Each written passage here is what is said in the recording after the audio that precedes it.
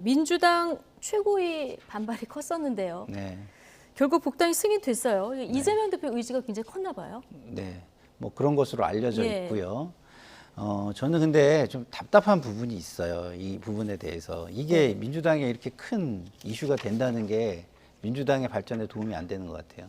민주당의 발전이 되는 이슈는요, 어떤 새로운 사람이 영입이 됐다.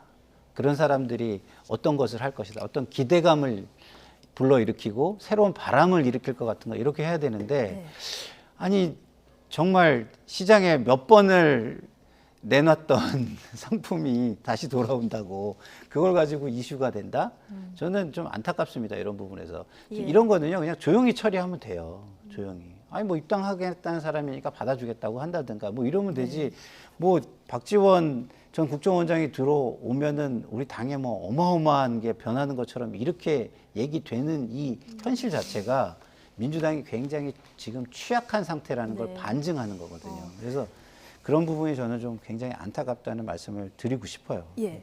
자, 잠재적인 폭탄, 뭐 분탕질 이런 표현까지 쓰면서 박지원 전 위원장 복당에 가장 반발을 하던 정청래 최고위원도 결국 받아들이긴 했습니다. 오늘 최고위에서 나온 발언 듣고 오시겠습니다. 잠재적 폭탄은 제거의 대상이지 내 몸으로 끌어안는 일은 아닙니다.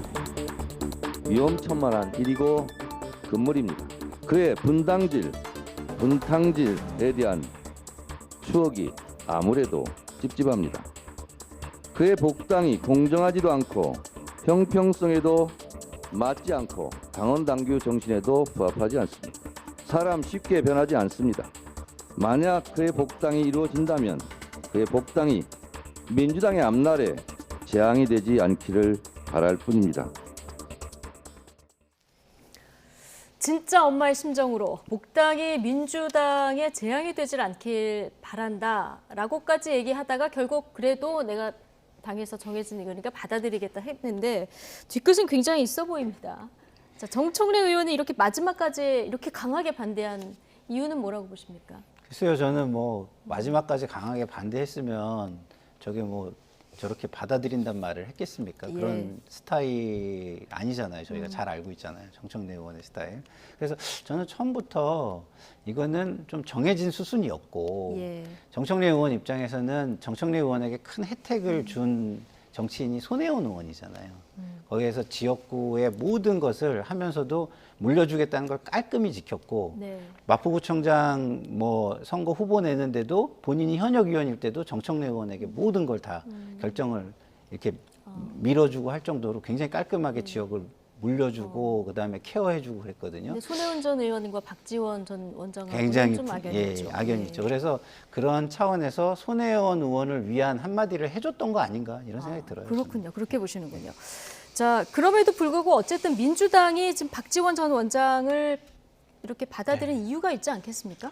그러니까 박지원 위원장도 지금 윤석열 정권의 검찰로부터 조사를 받고 있고 기소당할 지금 기로에 서 있다라고 볼 수밖에 없잖아요. 그럼 이재명 당대표로서는 우리 같이 손잡고 윤석열 정권에 대항하고 항거합시다. 박지원 원장 말 잘하고 여러 가지 논리, 프레임 잘 개발하시니까 윤석열 정권 공격하는데 최선봉장에 서주세요. 라는 이해관계가 맞아떨어진 것 같고 박지원 위원장은 나도 기소당할 수가 있어. 구속당할 수 있어. 그러니까 민주당이라는 방패막이가 있어야 될 것 같아. 라는 생각 하나가 있는 거고 또 하나는 이재명 당대표가 자칫 잘못해서 여러 가지 사법적인 리스크의 위험도가 커져서 당대표직을 그만두게 되면 지금 민주당에 구심점이 없잖아. 예를 들면 비대위원장 할 사람도 없네. 그럼 또 난가 이렇게 되는 건가요? 또 난가병에 걸린 거죠. 나일 수도 있어. 내가 민주당의 구심점이 돼서 2024년 총선 공천권도 내가 행사할 수 있고 나 다시 지역구로 복귀를 해가지고 나도 배지달 수 있어. 2027년도에 대선에 내가 상당한 영향력을 행사할래 라는 장기적인 플랜을 갖고 복당을 신청한 것으로 보여지는데 민주당도 참 불행한 것 같아요. 박지원 전 원장이 가장 화려했을 때가 김대중 대통령 시절 아니겠습니까? 25년 전이란 말이에요. 지금 25년 전의 인물이 아직도 민주당에서 중요한 역할을 할 것이다 라는 기대를 받는 것 자체가 민주당에 아직도 지도자, 후계자 네. 이런 분들을 키우지 못한 것 때문 아니냐. 그래서 참 좀 네. 씁쓸하게 좀 바라보고 있습니다. 박지원 전 원장의 개인적인 앞으로 정치적 진로 이거를 논외로 하고요. 민주당만 봤을 때 지금 박지원 전 원장도 수사를 받고 있는 상황이고요. 그쵸. 이재명 대표 사법 리스크는 지금 네. 점점 커지고 있는 이런 상황에서 지금 앞서서 뭐 민주당에서는 단일 대우 형성에 도움이 될 것이다 이렇게 얘기를 했습니다만 정말 이렇게 될지 정청래 의원이 이 표현 썼던데 분열의 씨앗이 될지 어떻게 전망하십니까? 저는 뭐 박지원 그 전 국정원장이 들어오는 게 분열 내지는 뭐 어떤 미래 이런 거와 전혀 관계가 없다고 생각해요. 저는 그냥 들어오시는 거죠. 네. 근데 들어오시는 게 아까도 얘기했지만 주목받는 게 되게 안타까운 것은 이게 무엇을 의미하는 거냐면 우리가 진보 정당이라고 얘기하잖아요. 진보 정당이 가장 관심을 받아야 되는 세대가 젊은 세대 아닌가요? 젊은 세대의 외면을 받고 있다는 걸 반증해 주는 거예요, 이게. 예. 그러니까 올드보이들만으로 똘똘 뭉쳐 있는 진보 정당이라 이게 어떻게 진보 정당입니까? 거기에 무슨 변화가 있어요? 예? 자연스럽게 당이 변하는 모습을 통해서 세상의 변화를 이끌어야 되는 거 아니겠어요? 그럼 당이 왜 못 변하겠어요? 젊은 사람들이 안 들어오고 외면한다는 뜻 아니겠어요? 그리고 그런 사람들을 키우는 어떤 그 문화가 없다는 거 아니겠어요? 그게 진보 정당으로서는 굉장히 아픈 부분이죠. 그래서 저는 그렇다 하더라도 그 흘러간 물로 물레방아를 돌리지 못한다는 게 정치거든요. 예. 근데 뭐 이렇게 올드보이들의 귀환이 민주당의 물레방아를 돌릴 것이다. 예. 저는 그렇게 생각하지는 않습니다. 그 정도로 조직이 그 민주당이라는 조직이 취약한 조직은 아니다. 저는 이렇게 생각을 합니다. 네. 새로운 인물도 아닌데 박지원 전 원장의 이 복당 문제가 이렇게 크게 예. 보도가 되는 것 자체가 계속해서 좀 안타깝다 이런 의견을 보여주셨는데요. 뭐 앞으로 민주당에서 어떤 역할을 하실지 좀 지켜보도록 하고요. 자, 다음 주제 가보겠습니다.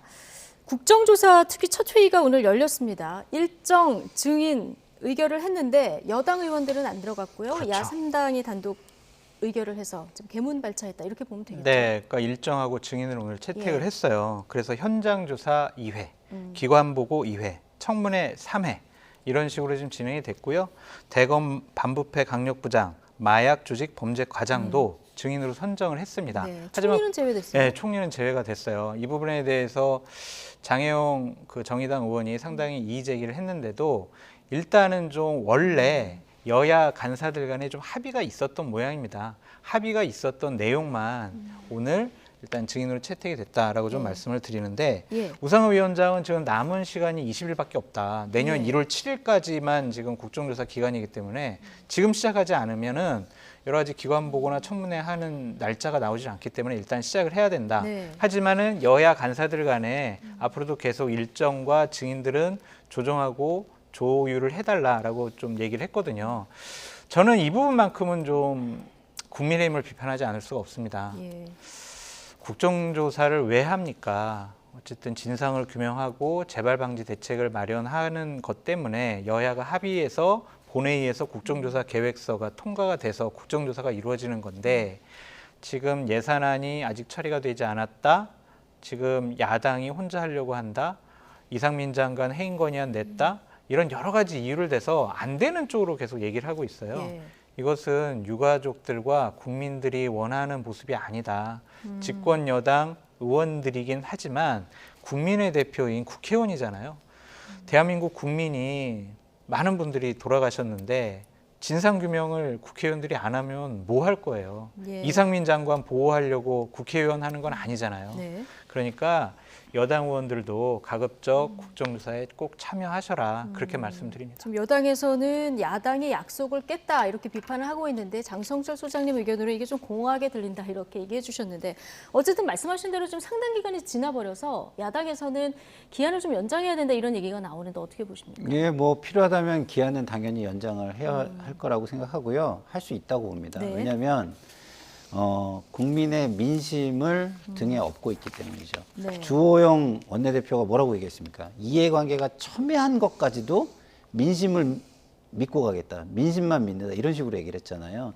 민심이 있으면 할 수 있어요. 근데 주호영 의원이 말한 대로 과연 그 이해관계가 첨예한 분야가 국민의힘에게 민심이 있느냐? 그건 확인되지 않았습니다. 그런 것까지 이렇게까지 본인이 애써 강조를 하는데 네. 진짜 여론조사나 뭐 각종 그 우리가 확인할 수 있는 오피니언 리더층이나 모든 걸 통해서 확인이 되는 이런 민심에 예. 만약에 국민의힘이 외면을 한다? 민주당의 모습은 의미가 없어요. 그건 그거대로 비판하시면 돼요. 예. 그거대로 비판하시고 우리가 저 당보다 낫다, 우월하다 이걸 보여주시면 되는 거거든요. 근데 거기에서 실수한 거 내지는 조금 보기 싫은 걸 가지고 예. 핑계 삼아서 할 것을 안 하는 핑계로 삼는다? 그러면 그것은 그 정당의 예. 존재 가치 자체를 부인하는 거기 때문에 국민의 외면을 받게 되는 길로 접어드는 것이다. 저는 이렇게 네. 보여집니다.